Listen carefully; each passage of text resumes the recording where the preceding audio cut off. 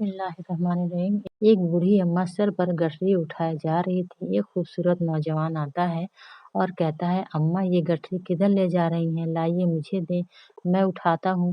बूढ़ी अम्मा कहती हैं, सुना है बेटा शहर में एक जादूगर आया हुआ है जिसका नाम मोहम्मद है। जो भी इससे मिलता है या उससे बातें करता है वो उसी का हो जाता है। मैं उसी के डर से ये शहर छोड़कर जा रही हूँ।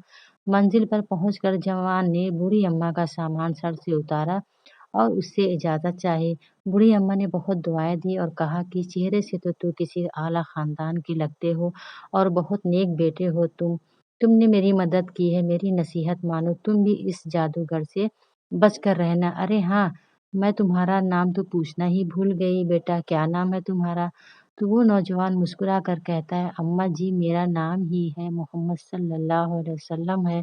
ये सुनना था कि बूढ़ी अम्मा ने कहा, ऐ अल्लाह के नबी सल्लल्लाहु अलैहि वसल्लम, तो फिर मुझे भी आप कलमा पढ़ा दें। सुभान अल्लाह, अल्हम्दुलिल्लाह। अगर आपको हमारी वीडियो अच्छी लगी है तो इसे लाइक और सब्सक्राइब कर दें और कमेंट बॉक्स में आप हमें अपनी राय दे सकते हैं।